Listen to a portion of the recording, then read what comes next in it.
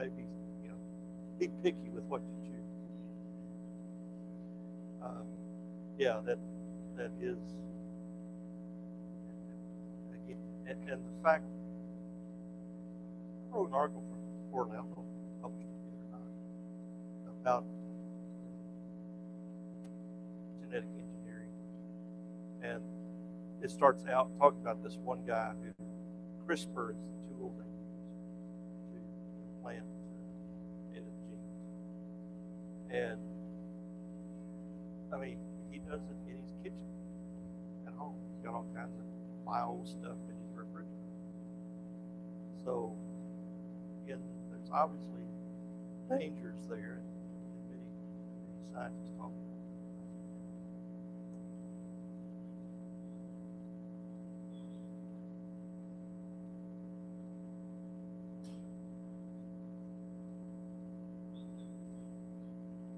Yeah.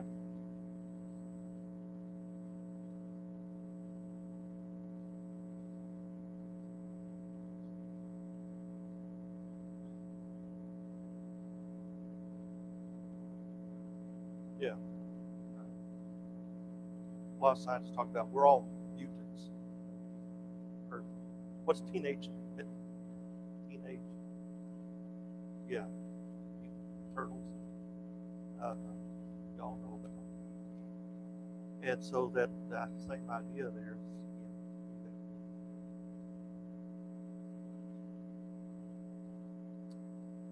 All right, let's think about God's creation, and starting in the book of Genesis.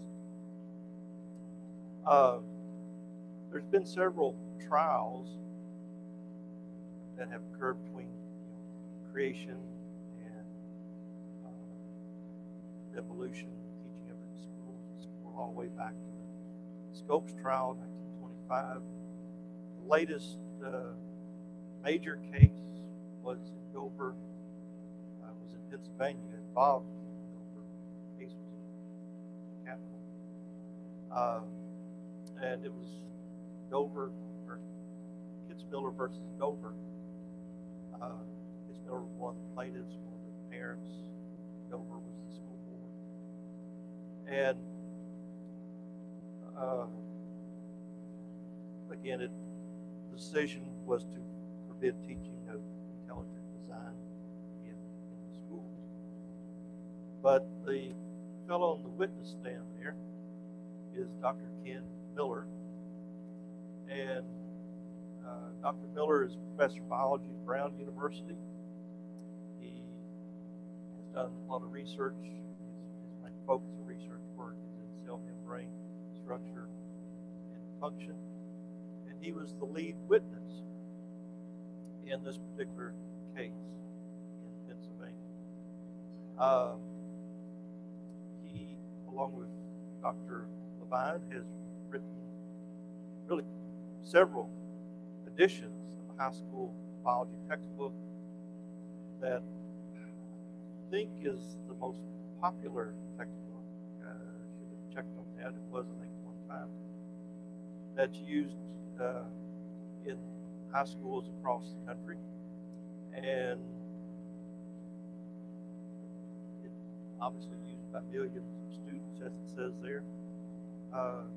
Y'all have to take biology in there. Yeah. This year. You haven't got your textbook. So anyway, a lot of times, and he's written a number of books on evolution, creation. He is a Catholic, so therefore it's no problem with both. He, as I said, it's often talked about creation. He's done that at science conferences, science teaching conferences, where I've met him several times. And in the trial, he was talking about things that creationists got wrong.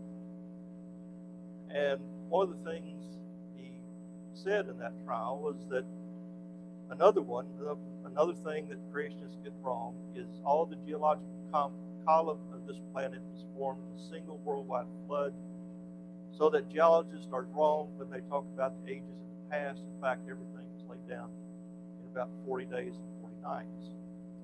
That's what he says, creationists believe. Everything's laid down in 40 days and 40 nights. Well, is that true? Is that what Genesis says? What did it do for 40 days? Rain.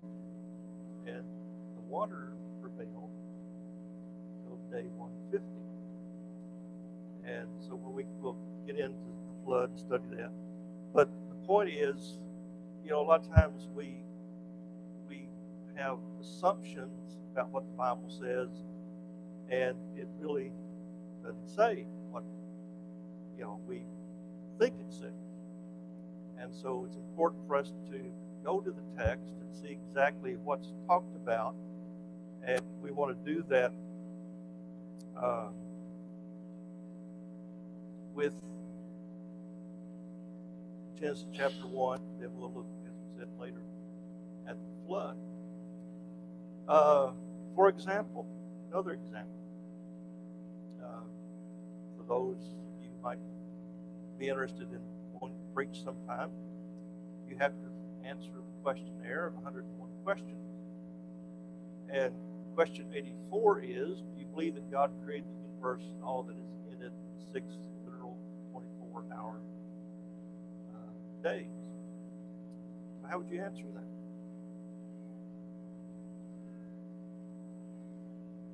How would you answer that, John? Yeah.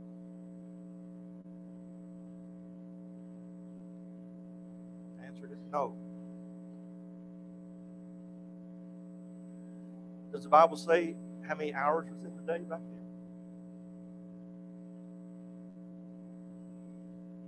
Did you read that in Genesis 1?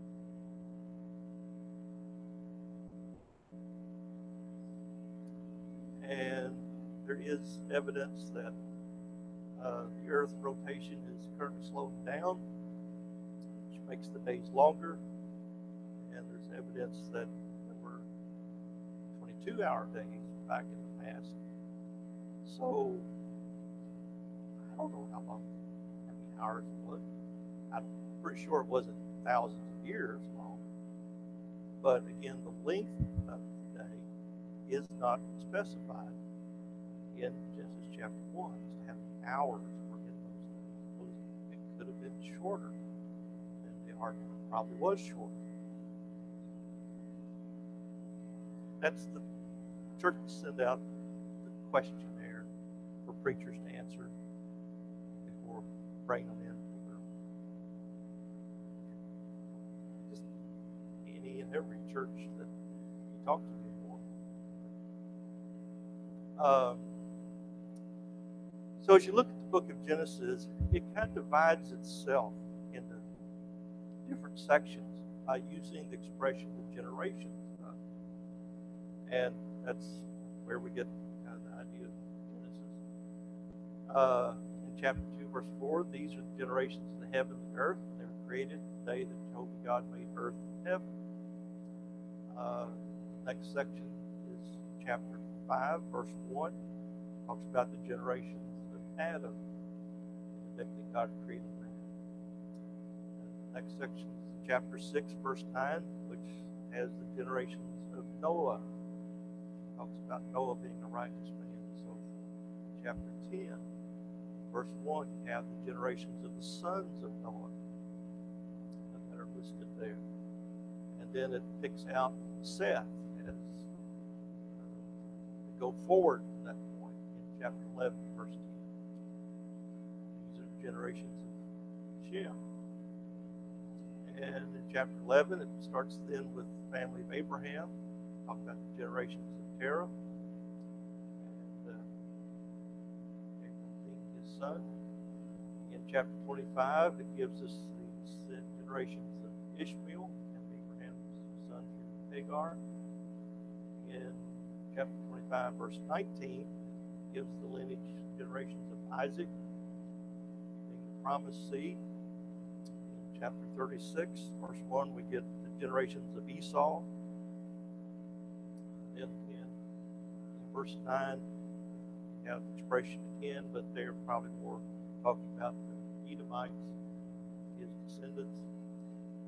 And chapter 37, verse 2, you've got the generations of Jacob going down through Joseph and went down into Egypt.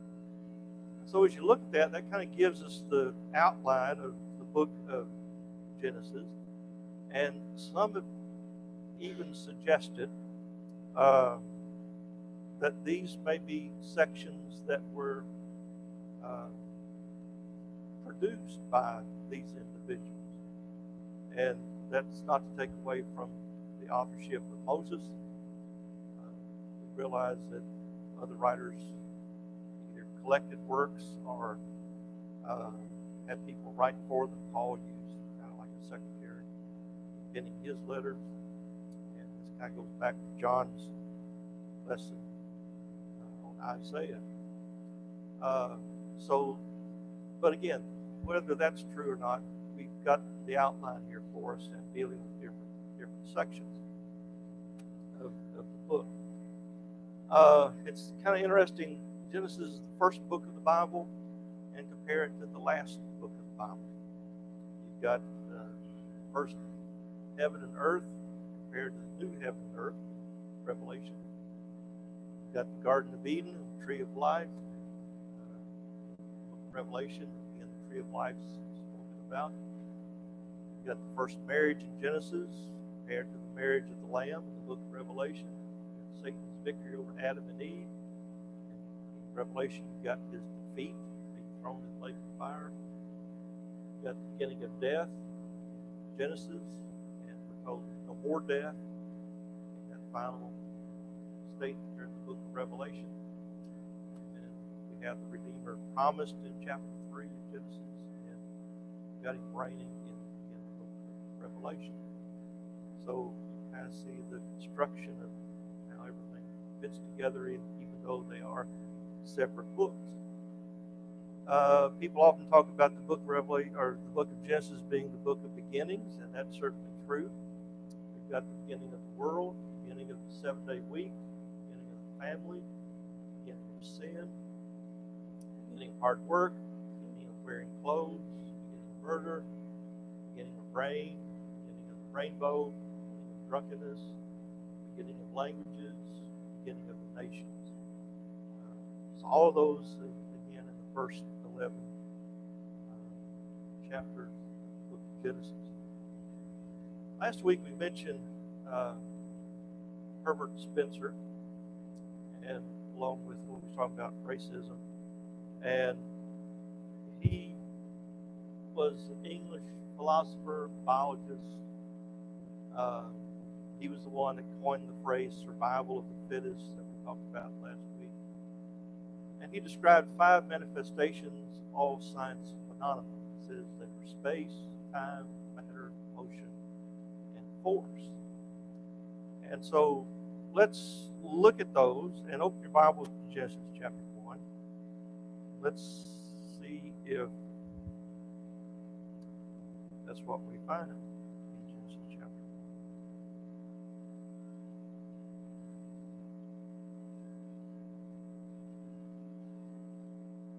And he said one of those is time. You've got force. You've got motion.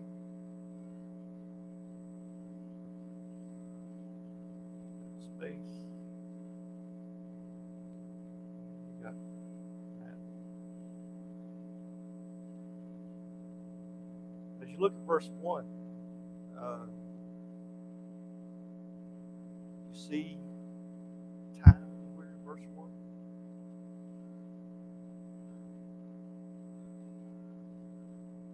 Nope. What's the third word? Beginning. That kind of sets the starting point for us. There's time. What about force? Is there force? Verse 1. God and the motion or the action that was involved, created. We see space, verse 1. Heavens and matter, the earth. So you've got those 5 things in verse 1 there, Genesis chapter 1. And word that he uses for create here is only used of God.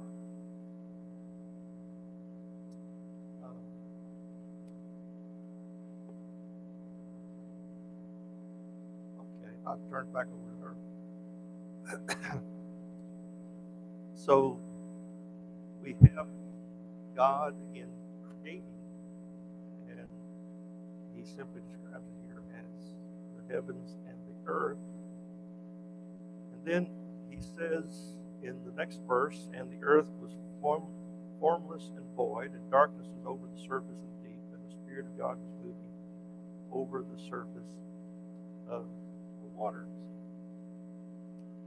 Now, there are a lot of people who look at verse 1 and look at verse 2 and say that there is a huge gap between those 2 verses. And that's where those who try to harmonize evolution and scriptures want to put the billions of years and even many things existing, the geological ages and geological column that you see in the textbooks, as well as creatures living back again during that period of time. And there were a lot of brethren who, in the late 1800s, after Darwin published his Origin of Species, and mainly before Scopes trial, that kind of period, who I think bought into this idea. They needed to try to deal with evolution, and there wasn't obviously a lot of scientific information available back then. And so a lot of them spoke about this gap that supposedly existed between verse 1 and verse 2. Brother John T. Hines, again, kind of took this position and mentioned it in several articles in the Gospel Advocate.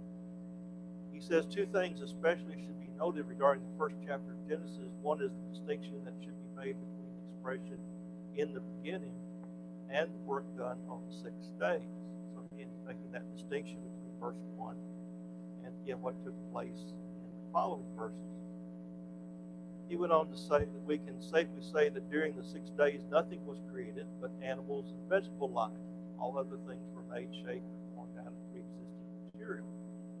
And so he believed that things existed before the 6 days, and that really, as he says here, the only thing created was plants and animals. And a little lower down, we read the earth was without form and void. That is, it was in complete confusion and chaos. So again, it makes a distinction between the first verse. He says a little lower down, but really it's the second verse, where again, one of you tries to put in that gap. He says, now we can agree with everyone that harps on the question so readily. We too think the earth existed thousands upon thousands of years ago. And again, I think that this is part of the problem, and that is we try to see where we can agree with evolution instead of just reading the Bible, taking the Bible for what it says. We try to find some way to work evolution or long periods of into the text.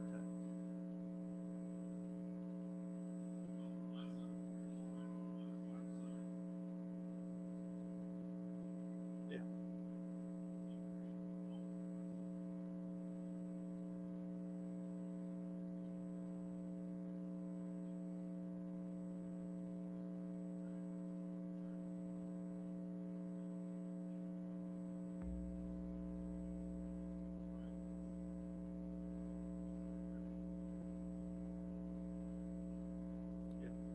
Yeah. It's, I mean, obviously, take the Bible to be the Word of God, you have to believe that the miraculous at some point. And that shows that God is not limited by nature. And so, if we're trying to look for a natural explanation of everything, that's where we're going to run into difficulty.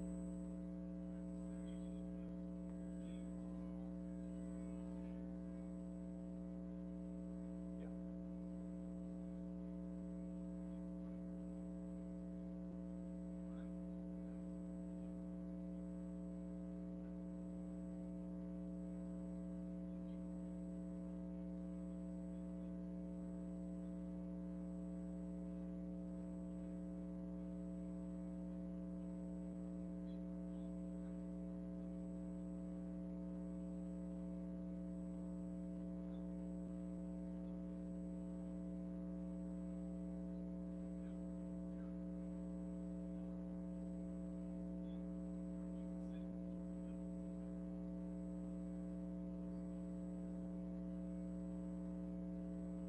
Another 40 years. Right. And I think in the first lesson we talked about kind of the difference of the miracles in nature, and God does work through both, like with the turning the water into wine, and in the other miracles as well. Brother Lipkin said that all preceding creations, plural, in the material world were preparatory steps and stages in refining the material out of which man is made, by which his life is sustained. And so apparently he came up with the thought or accepted some other person's idea that there were a number of creations. And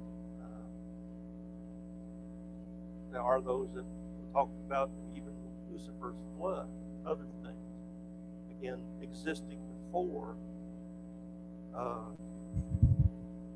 creation in Genesis chapter 1. But I think there's a problem with this. When we look, Genesis chapter 1 is not the only passage that tells us about the creation. It does point out in the beginning, God created the heavens and the earth. But you remember that God gave the Ten Commandments to Moses, and he also talked about the creation when he gave the Sabbath day, keep it holy. In Exodus chapter 20, he says, in 6 days Jehovah made the heavens and the earth, the sea, and all that is in them. He rested on the seventh day, therefore Jehovah blessed the Sabbath day and made it holy. And so the same terms that are used in Genesis 1, verse 1, whatever that includes, in Exodus is identified as being created in 6 days, compared to it being said in the beginning in Genesis 1 verse 1. And so the heavens and the earth in the beginning was created, but it was also created according to Exodus 6 days. Hebrews 11 talks about God created the world out of things that were not visible. And if we look at verse 2, it begins with this little word and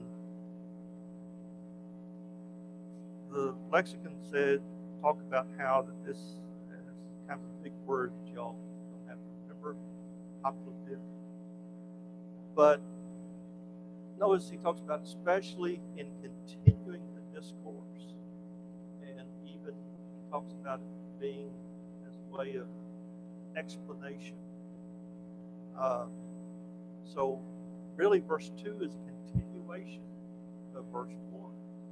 It's not the idea that God did something and then millions of years later he did something else. And it's kind of interesting, I think, in the Septuagint, which is the Greek translation of the Old Testament, it uses the word but. In other words, God created the heavens and the earth, but the land was unseen and unprepared, and darkness was upon the deep. In other words, he's describing, going right back again to what was mentioned in verse 1. Another translation, but the earth was unsightly and furnished in darkness over the deep. And then verse 3 again starts out with the word yeah. So in the beginning, God created the heavens and the earth. But here was the condition of the earth after he created it. Then God, so it's kind of a continuous thought of steps of progress being taken there on day 1 of creation. Because again, according to Exodus 20, we have again everything, heavens and earth were created on 6 days. Another thing that I think is a problem for the idea of those who say there's this big gap between verse 1 and 2 is a statement Jesus makes in Matthew 19, verse 4, when the Pharisees came to him asking about divorce and the law of Moses. He said, have you not read that he who created them from the beginning made them male and female? So Jesus talks about here the beginning when Adam and Eve were created. In the beginning, he made them male and female. And so if we look at it from the other standpoint, you've got Adam and Eve being made, as Brother Stone said, thousands upon thousands of years later than what is described in verse 1 as in the beginning. So that, how can that be when Jesus said Adam and Eve were created in the beginning? Not again that there's this big gap here, millions of years, as Luke would say. Any questions or thoughts on that idea of the gap existing there?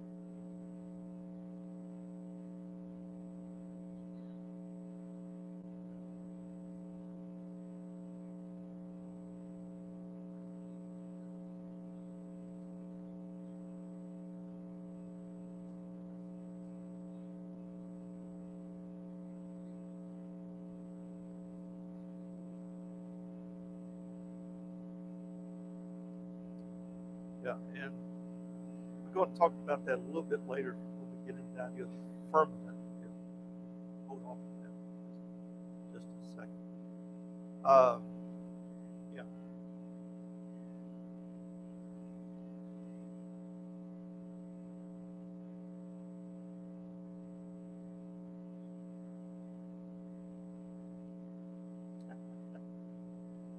That's kind of close.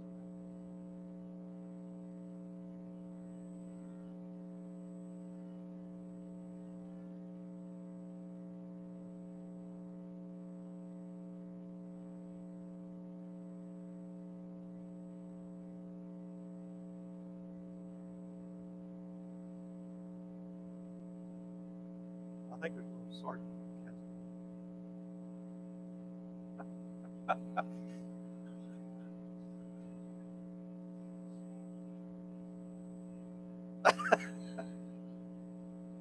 Yeah, I never heard you debate either. Yeah, that's, and you almost, again, in all these cases, where you talk about the flood in chapter 6 through 8, or here in chapter 1, you have to kind of, ignore what it's plainly saying and try to come up with some other way to explain it. In verse 3, or rather verse 3, God says, "Let there be light." There was light. God saw that the light was good, and God separated the light from the darkness. God called the light day, and the darkness he called night. There was evening and morning.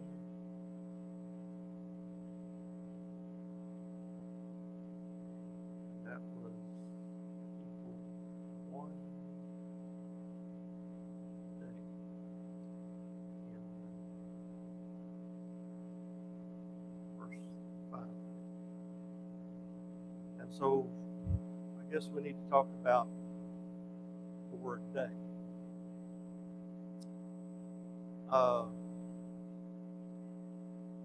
Again, science teachers, their listserv that they talk about. One of the teachers said, even my minister brother-in-law agrees with that statement, since the Bible does not truly define a day as being the same time unit as we humans value it. It could be a rotation of the Milky Way for all we know. But it seems to be defined evening and morning here, and you see that expression used a number of times. The word day can refer to a number of different things. For example, I could say, in my parents' day, it took 3 days to drive to Florida during the day. What's that first use of the word day? What period of time is that? Like back in the generation, my parents' day, back when they lived and were vacationing, things like that. And then it took 3 days. What's that? Yeah, it's like 3 days is what we call in 24 hours. And the drive to Florida during the day, daylight. So you can see how the word day can be used differently, and in fact is used differently in the scriptures. So we have to kind of rely upon the context. It's used over 2,300 times in the Old Testament, and it's used 61 of those times with the word evening, or with the word morning, or with the words evening and morning together. And in every one of those cases, it always referred to just the normal day. Again, we're talking about the rotation of the earth. It's used 359 times with the number, 40 days and 40 nights that we talked about a while ago, or some other numbers used here, 1 day. And again, in those cases, it always refers to a normal day, not again a generation, not a period of time, but just a normal day. It's used with night 53 times, and again, always refers to a normal day when used with the word night. So you see that really, as it's used here, it's used with the idea of evening and morning in Genesis chapter 1, and it's used with a number. First day, second day, day 3, and so forth as we go through.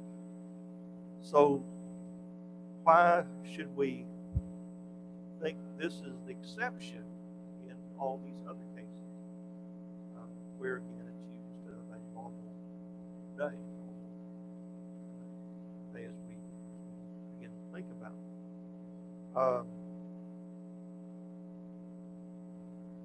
Any other questions or thoughts there over day one?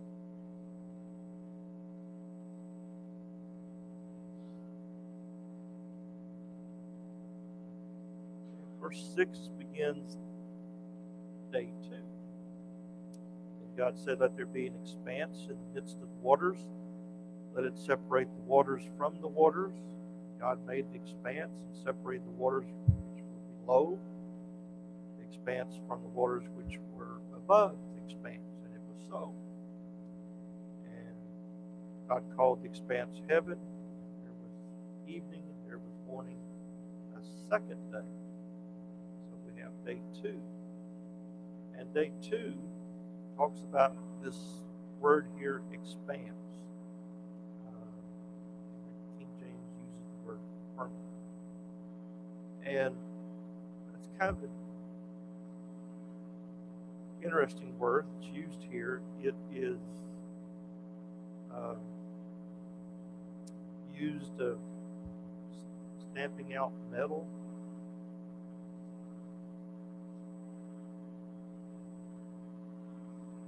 Flatten it out. In Exodus 39:3, he's talking about gold, stamping out gold, or spreading it out, as it were. And we talked about that Greek Bible that translates the Old Testament. It uses the word Streoma.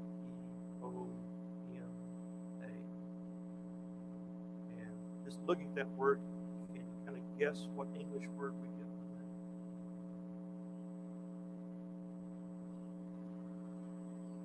Stereo. And what is, again, a stereo? What's it do? 2 channels, but it's kind of, what's it doing to the sound? Yes, stretching it out. And so that's kind of the idea behind the word here that's used. We saw again in day 1 that there was water on the earth. And so now he's going to create something here that separates those waters. And what that is, you got to stay tuned. So we'll talk about that expanse and how the stars played into that.